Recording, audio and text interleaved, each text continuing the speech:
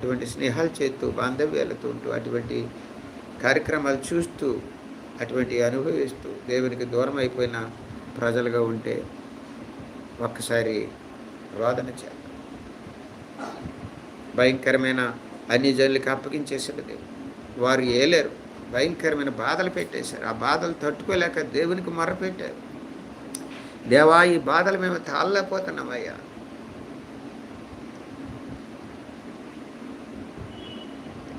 ఒకటి వాళ్ళు చేస్తున్న పనులకి దేవుని కోపం వస్తే మోషే అడ్డు నిలిచి మరలా ఇష్టానుసారంగా జీవిస్తుంటే తెగులు వచ్చేసింది. ఆ తెగులు చూసి ఫినెహాసు పరిహారం చేస్తే తెగులాగింది. ఇంకా అలాగే చేస్తుంటే దేవుడు అన్యజనులకు అప్పగించారు. వాళ్ళు బాధించారు, ఇబ్బంది పెట్టారు, శ్రమల పాలు చేసేసారు. వీళ్ళ గొనుగుడు వల్ల, మూలుగుడు వల్ల, సనుగుడు వల్ల, బలర్పించిన వాటిని తినటం వల్ల, చచ్చిన వారికి బలిచ్చిన వాటిని తినటం వల్ల, అన్నిటితో సావాసం చేయటం వల్ల, వాటికి మొరక్కొనటం వల్ల, వారికి అర్పించినవి తినటం వల్ల దేవుని కోపం ఇంకా రగులిపోయింది.